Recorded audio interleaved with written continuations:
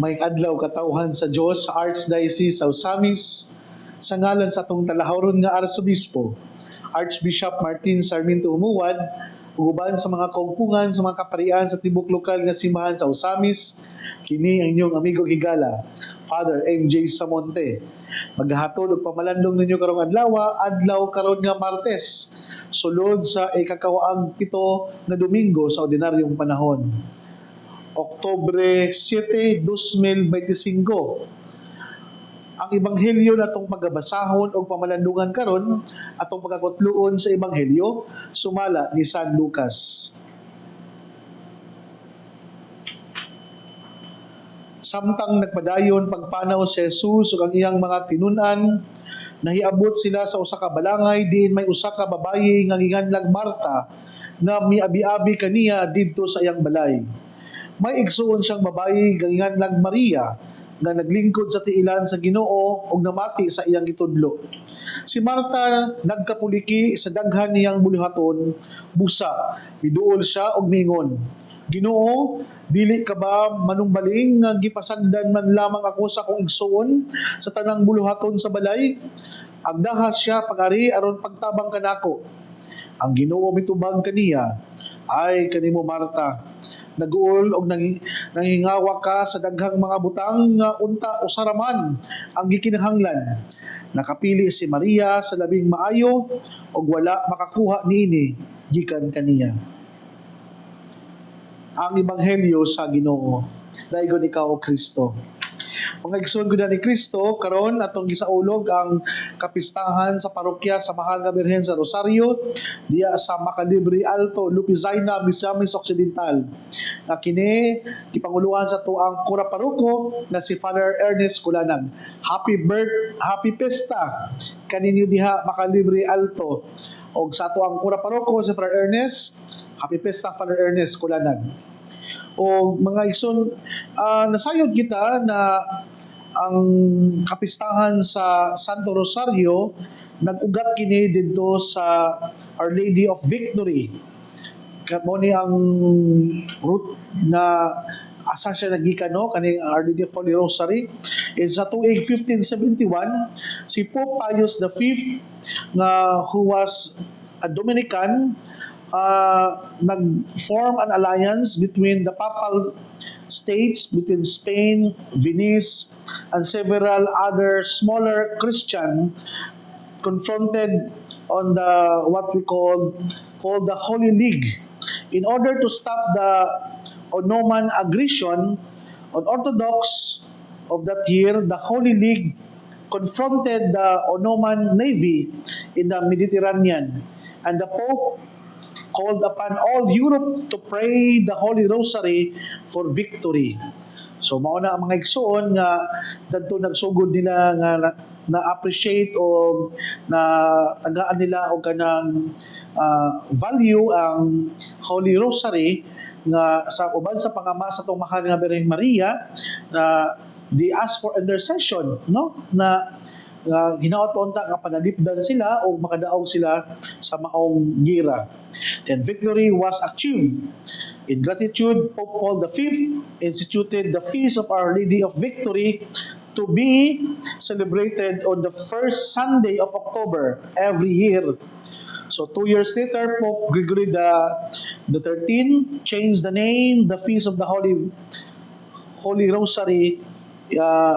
In 1671, the feast was extended to all of Spain. And in 1716, after another important victory against the Muslims, the feast was extended to the entire church. And in 1913, Pope Pius X changed the date from the first Sunday of October to October 7 to preserve the Sunday celebration. Today, the feast is celebrated under the title of Our Lady of Holy Rosary as a mandatory memorial on the Roman calendar. Nasayod ako nga kitang mga Katoliko na dili to recite and to pray the Holy Rosary is already part and parcel of our life. Nahimo na kaning tipik kong kabahin sa tong kinabuhi tungod kay we always believe that there always miracle in asking the intervention and intercession of our Blessed Mother. No? Nakinumdum ko nga katong bata pa ko, every kadlawon nga bitawng makadungog jud ko akong mama nga magrosaryo. Hantod nga kana bitawng iyahang tingog nga kada kadlawon mura bitog nahimo na lang siya nako og music bitaw noon hantod sa niabot sa punto nga muuban ako sa ako mama mag Black Rosary, mag GSK diya sa kasilinganan o mao na nga nagtupod ako na hindi ko appreciate ang rosary. Mabitaw na nga katong na ako yung mga kalisdanan sa kinabuhi, na ako yung mga kalisod nga nasinati sa kinabuhi. I always ask the intercession of our Blessed Mother na by kneeling down in front of our altar, atubangan sa mong altar, sa atubangan sa imahe sa Birhen Maria, ako mapabsanon kayong nangay og giya, katambag, kung sa man niyahang angay buhaton nako. Pero bitaw sa mga panahon bitaw nga mura ganang wala ko kasabot sa ako ang kasinatian sa kinabuhi. Mao gid akong usa sa mga naandan nga mangayo og giya sa ato ang langit nung inahan. Mao na nga ang Holy Rosary, pag-abot akong seminaryo, nahimo na siyang part and parcel yun, no? To recite the Holy Rosary. Mao na nga kitang mga Kristiyano nga nasud, dili ito nato himon bitong burden ang pagrosaryo, dili bitaw nato himo nataon ang Santo Rosario nga murag kanang obligation and duty, kundi parte gyud siya sa atong kinabuhi adlaw-adlaw. We recite and we pray the Holy Rosary humbly and kasing-kasing nga pamaagi. Mga igsoon ni Kristo, ang pag-celebrate nato sa Santos Rosario karong adlaw, dili pod lahi pod no o dili layo sa atong ebanghelyo karon. Na kaning si Marta as part of her kana bitang hospitality sa iyang bisita na si Jesus, kanang i-give niya ang the best that she can offer to Jesus. By all means, iyahang gipreparahan, giandaman niya siguro pagkaon or the best nga unsa iyang pining ma-offer ngadto sa iyang bisita nga si Jesus. Pero look at Jesus. Mas na-appreciate niya si Maria, ang iyang igsuon ni Marta nga naadto naglingkod at ubangan sa tiilan ni Jesus ug naminaw sa mga gisangyaw nga maayong balita ni Jesus. What is the point that we can learn from this gospel, my dear brothers and sisters? Nindot kayo. Kita gipinumduman nga there's nothing wrong nga kanang mangandam ta sa o kanang something we can offer to our visitor.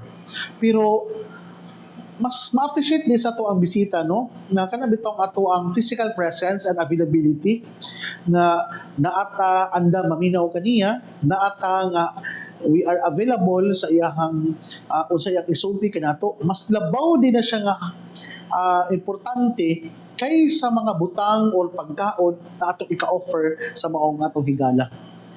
Mao na nga ato kung gusto man ta nga mangandam, dili siguro ta nga ingon na mangandam kung diha pa maabot ang atong bisita, kung dili andam mo na to daan unsa tong pili mangandam, kung unsa lang gyud maabot mao lang to. Dayon pag-abot sa atong bisita, we attend.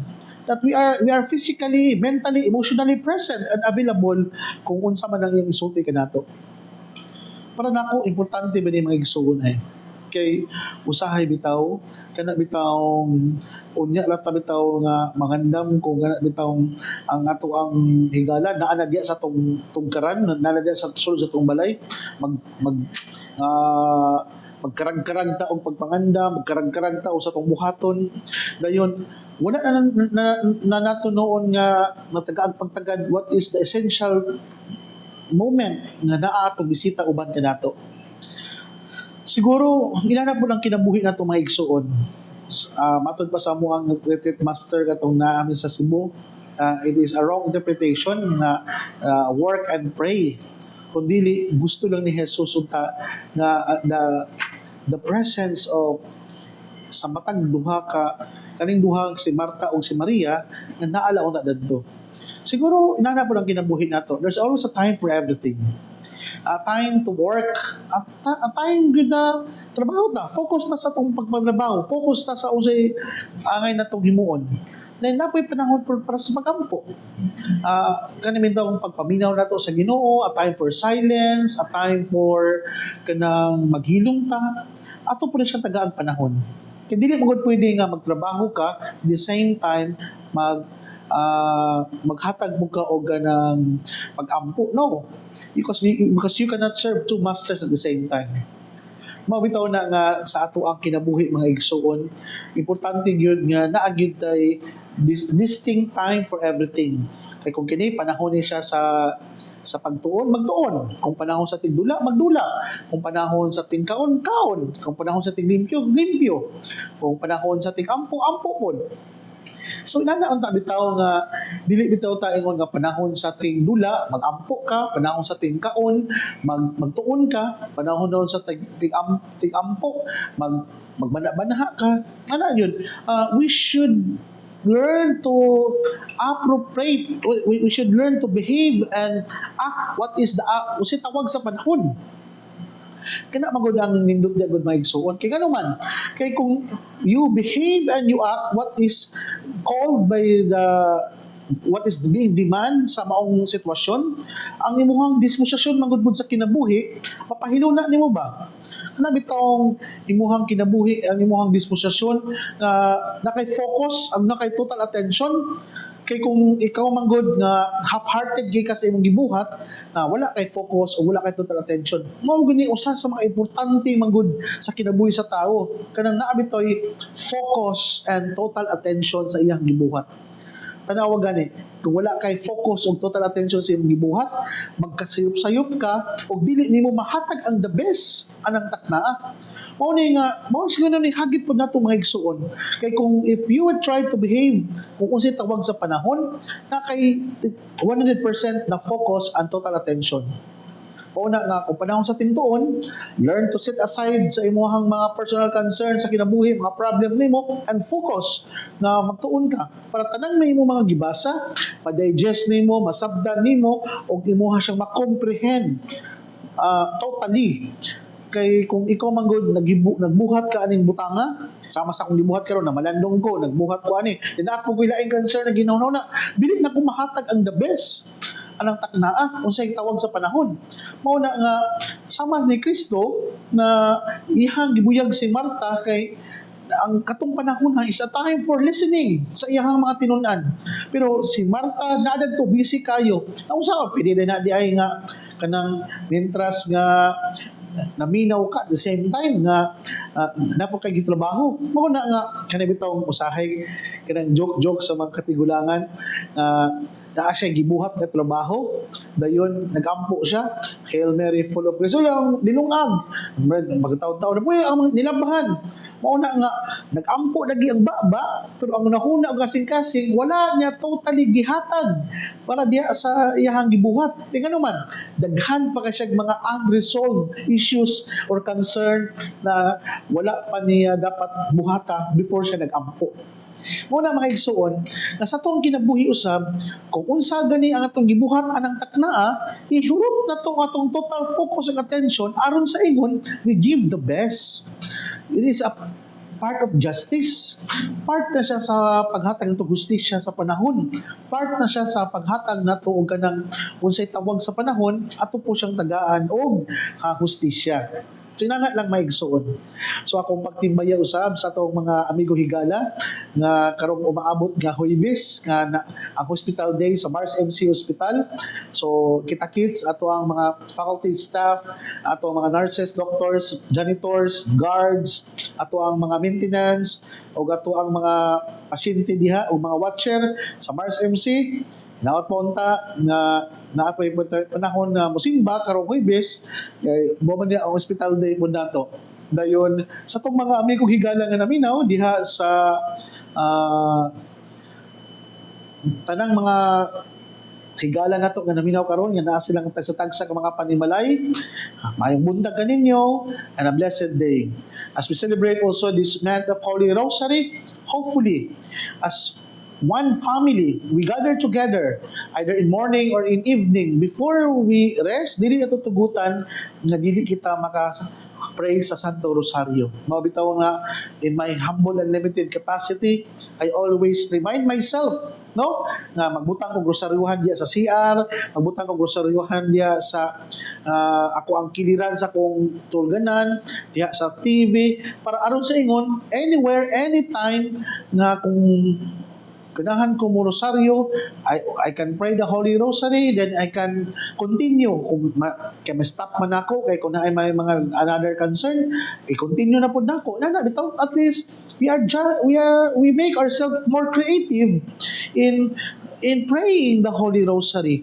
Na dili bitaw ta mabound sa oras o panahon, kundi gihimo na to ang rosaryo na parte gid nato sa tuang kinabuhi mga igsoon. Inana unta mga igsoon, no? So, akong pagtimbaya usab sa itong mga amigo higala na naminaw karon bina sa Tita Barira and family at uban siyang anak na si Ate Josie o diya sa San Mateo na si Ate Laila o si diya sa Marikina si Ma'am Sara o sa diya sa Montalban na si Ate Bless o sa ato ang mga higala diha sa Mercury Catadman Branch. Daghang salamat kayo sa inyong maabi-abihon o diha sa mubalik ta dito sa diya sa Katipunan si Tita Pat Rojas and family. Sa tanang mga amigo higala nato kana kanunay nag-ampo o naminaw sa tuang pulpito sa Kahanginan ang DXDD. Kanunay daw silang naminaw sa atong pagpamalandong atong mga lay Carmelites third order na mga membro. Kanunay daw silang naminaw nato o sa ato ang mga higala usab na mga teacher and elementary and high school teacher. Happy Teachers Day ninyo mga teachers. Natungod kaninyo, kami nakaton mo basa, nakaton kami nga musabot sa mong kagalingon, o nakaton kami sa mga pangitabo sa palibot tungod ninyong mga teacher namo. Salamat sa inyong ulay puas o pagsakripisyo aron lamang makaton kami inyong mga estudyante. Mga igsuon, di nila kukutob, ayaw ka mong kalimot na ang pulong sa Diyos angay gayud nga pamation, pamalandungan o paningkamutan nga mapuyan. Bulahan ang tao nga naningkamot magpuyo sa pulong ni Jesus, sama siya sa usa ka kahoy nga gitanumdap din sa sapa, kansang ang dahon dili gayud malaya, og timbo sa tingbunga, buhatag siyag maayong mga bunga. Hinaot po na kining tanan natong nadungog og gipamalandungan, makatabang kanato sa pagkinabuhi nga balaan na maoy magdala kanato sa tuang gitinguha og padulngan ang gingharian sa langit ang gipangandoy sa matag binunyagan. Igsuon ug manausab uban sa pangama sa itong mahal nga birhen na si Santa Maria natong gitawag dinhi sa misamisnon nga birhen sa kuta, ang Dios unta magapanalangin kanimo sa ngalan sa Amahan, sa Anak ug sa Espiritu Santo. Amen. Daghang salamat ug maayong buntag kanatong tanan. God bless.